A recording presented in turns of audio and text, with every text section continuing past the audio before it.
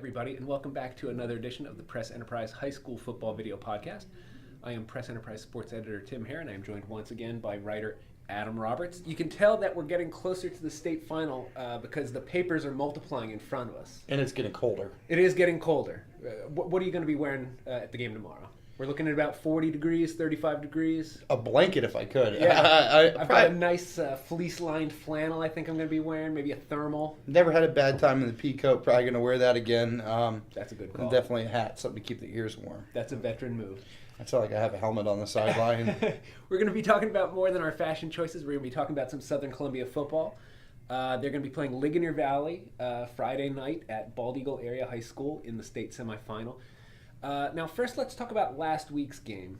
They got to this point by beating a very good Schuylkill Haven team, 20-5, which is a score I can't even say without chuckling. That was a super unusual game. What are your takeaways? Yeah, that was, definitely not the traditional Southern game a lot of people have seen, and different from what I've seen. But the one thing that usually stands out about Southern teams that, especially in the past when they've been successful, is having good defenses. And I think that was the cornerstone in the win there. I mean, you had some anomalies with the penalties that, you couldn't quite figure out, and it seemed like that was kind of, like you said, abnormal. But right, they had the 2 touchdowns called back, and the one side official, I've never seen an official who was as fixated on the halfback covering the line. They called, it was Hunter Thomas both times, and I thought he was lined up properly as a wing. He disagreed. It was a District 3 crew that, I heard some chatter on the sidelines about some calls, but... I'm not one to really, disagree or argue the calls of officials. But one thing, having spent, time around football now, it's kind of unique to see the officiating crews and their tendencies as to what they call. Yes. You know what I mean? Like that, you saw some unique calls that you're not used to seeing traditionally. Maybe you have some officiating crews where they hammer the neutral zone and maybe movement and touching on pass interference, stuff like that. But this was really different, and that resulted in 2 touchdowns being called back, which definitely could have affected the game much differently than it had. Right, and let me say this, and I'd said it on Twitter after the game. I don't think I gave Schuylkill Haven enough credit going into it.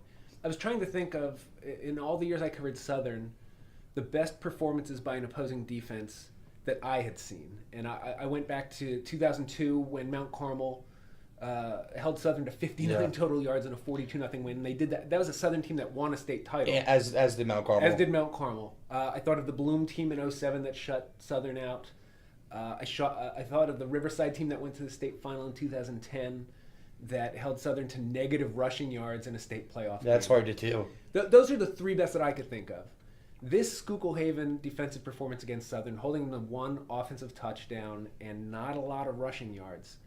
I don't know if it's a top 5 since 2000, but it's right up there. This was a very good defensive performance by Schuylkill Haven. They had those 2 brothers that were linebackers, and it seemed like they were just all over the field. The Callians. Yeah. They were great players. I know, having spoken with the coach before that was kind of, team really was rallied around them and built around them. And I know, having spoke with Coach Mills about the preparation that went into that game, most people would have thought, okay, a run team, maybe that's a little bit easier to prepare for, in the similarities that they were kind of a wing T offense. But in reality, they had a lot of different formations that they ran out of that, and a lot of different plays that they could run out of that. So when Mills was comparing Ligonier Valley this week to Schuylkill Haven last week, he said the preparation, they're preparing for a lot. It's not like one was easier than the other. They both have a lot of different plays and patterns that they run out of pass plays that have extensive work to prepare for. You talk about the things that Schuylkill Haven did and how they tried to attack that Southern defense, which is really playing very well these past 3 weeks, really kind of coming into its own.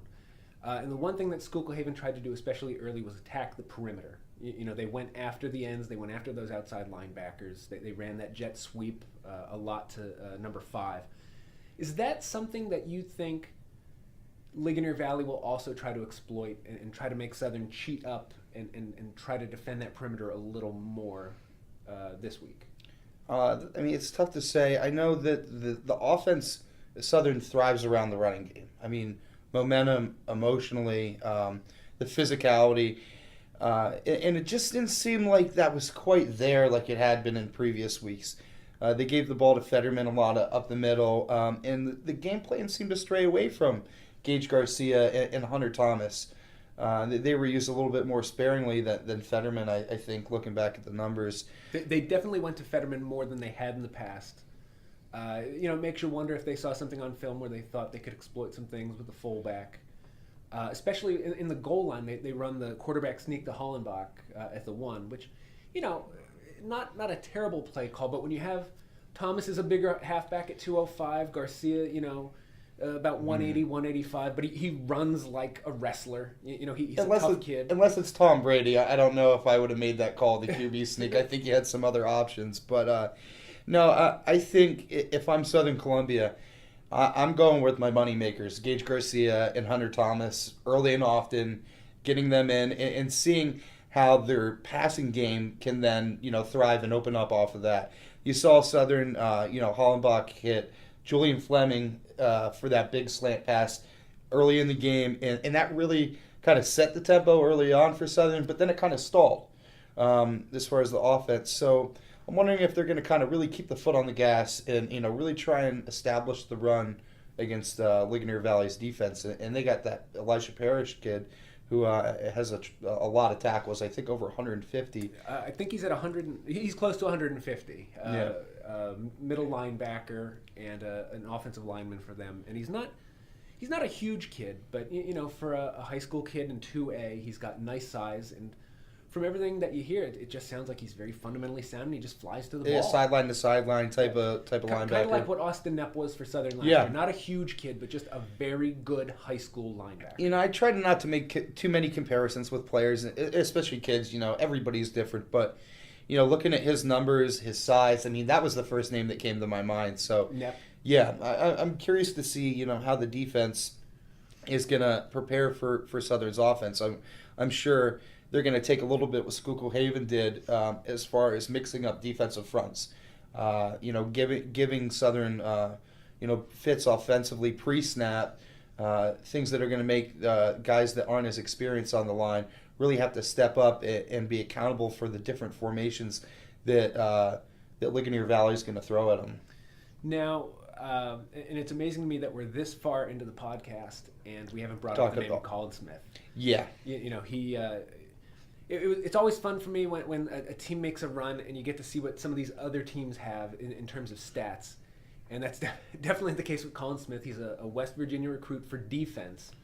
But you look at these offensive numbers, completing more than 60% of his passes, 2,800 yards, and the one that really makes your eyes just kind of bug out of your skull, 41 touchdowns against just 3 interceptions. Those are Madden numbers. Yeah, he's a kid who, I've seen a little, some of his highlights and, just an athletic skill set that they go from being a wing T team to when this kid comes to varsity, they're like, oh no, clearly we're building our offense around this kid and just making him do something on every play, either throwing or running the ball. Yeah, let's not forget that the first coach that contacted him was Jim Harbaugh of the Michigan Wolverines. So not a bad offer. Yeah, they definitely saw something out of this kid early in his junior year last year. That made them extend the first offer for a scholarship to him. West Virginia followed, and Louisville the next day after that. But he went with West Virginia, and he plays safety too, and that's really where he's recruited. And it's really interesting to see a quarterback be that good on one side of the field, but also be, as what the other coaches and scouts put it, as violent on the defensive side of the field. And I think as much fun as it will be, and I think the best matchups will be in coverage, because I want to see Julian Fleming is going against is it Doherty? Jackson Doherty? Yeah, and Cam Young against the Tutino kid. I think those are going to be a lot of fun individually to watch those matchups play out. But I think what I'm most excited for is seeing a quarterback, the kid, he's got good size, the Smith kid, he's 6'1", 205. And when you hear a kid who's described as violent, just you think of like a Tebow type, Yeah. like a bigger quarterback who's going to put his head down and try to run through a defense. I think that's what I'm most excited to see. Well, he's got 882 rushing yards, so he can definitely do that, and 19 scores on the ground. I asked him, if he plays video games, if he's a Madden fan, and being called violent by college scouts. It seems like he's been playing video games for 13 weeks. Yeah, 14 weeks. Yeah, being called violent by college scouts. I asked him, does he use the hit stick? And he said, yeah, and he said it's just about gone. So, this guy is definitely not afraid to take on a hit, and he said that he'd much rather run a guy over than try and juke him out. So it's going to be interesting, who can hit more and who can hit harder. There's going to be. I'm excited to see some matchups as far as Julian Fleming. Everybody knows what he can do as a receiver, but he's going to be matched up, like you said, against Doherty, who missed half the season with a broken hand and has returned to catch 43 balls for 736 yards and 9 touchdowns. 3 of those touchdowns coming last week in the Dunmore game. And then Cam Young, he's going to be paired up against a sophomore, Totino, and he's got 1,075 yards on the season and 17 touchdowns. His for 15 catches. But that's not the only people that they can throw to. They have 3 other receivers that have combined 15 receiving touchdowns. So Smith does a good job of finding other receivers and spreading the ball around. So it's going to be interesting who all you're going to see Southern trying to cover as far as the Ligonier Valley receivers. Now, I think it sounds like a simple thing, but to say that Southern's defense needs to force turnovers, they did it last week to get the pick 6 from Teagan Wilk. Schuylkill Haven, some self-inflicted. Now, they didn't lose all 5 fumbles, but they put it on the carpet at Kemp Memorial a couple times. A couple bad snaps, a couple bad tosses. This Ligonier team protects the ball as well as anyone in the state. They've forced 30 turnovers. I think they've only turned it over 14 times. If Southern's defense cannot just get stops, but if Ligonier's going to throw it 30 times, if Southern gets 2 interceptions, that's a huge win for that defense. If you can force a fumble, that is such a huge win for that defense because that is so atypical for this Ligonier offense to turn it over.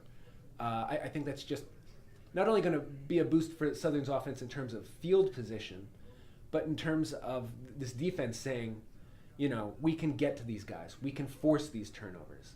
I think more than most weeks, turnovers are going to really be crucial for this Southern defense. Yeah, I got to correct you though, Tim. They actually only have 8 turnovers on the season. I think because it's 4 interceptions and 4 fumbles. Yeah. So, they're even harder to beat in the turnover margin. So, I just want to go back to that Schuylkill Haven game. That was a game where the momentum was very much up for grabs. That Southern was losing the game at any point, but Schuylkill Haven 14-5 for a good chunk. 14-3, 14-5. It was still within striking distance for Schuylkill Haven. So it's cliche to say that Southern wants to put this team away early, but they want to get a score on the board, 2 scores on the board as soon as possible. They don't want to give this team an opportunity to hang around, especially having a playmaker that's a D1 commit. And a defense that has 7 shutouts, and they gave up 19 last week to Dunmore. That's as much as they've given up in a game this year, which is pretty remarkable to think that a team... Now, they have the 1 forfeit, so that doesn't count as a shutout, but to give up 56 points in 13 games, you just don't see that.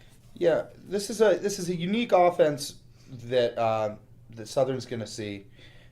They've only seen the type of receiving, passing against Selinsgrove and Montoursville. Right. Inch, who had 870 yards on the season, and Shea Montoursville, who actually he's having a pretty good year at 1,347 and 14 touchdowns.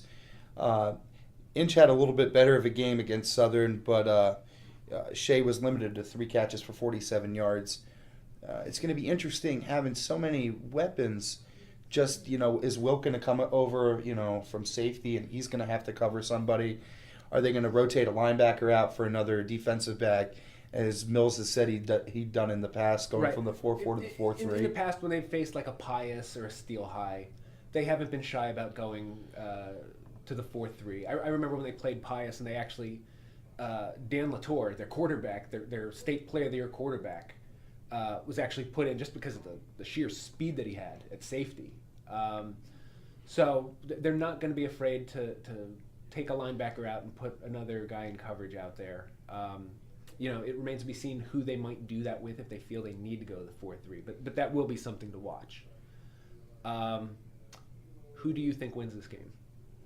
Is it a coin toss? I think it is a coin toss. The team that I saw, Ligonier Valley on paper, they have some numbers that you don't come by. I mean, there aren't numbers that I've seen this season. With that being said, Southern's also having one of the best offensive seasons that they've had in a long time. Right, they have more total yards, more points. Yeah, now they have the benefit of that extra game because Ligonier does have that forfeit. I'm gonna go Southern. I'm not to be homer, but just the way that they're usually able to protect the football, seeing that this Ligonier Valley, they kind of they thrive off of having a rhythm in the offense. Real quick, crisp passing. Right. So if you can disrupt that, get the quarterback off his rhythm, which he hadn't been all season, I think it's definitely Southern's ball game. I'm also picking Southern. I've thought about it a lot this week.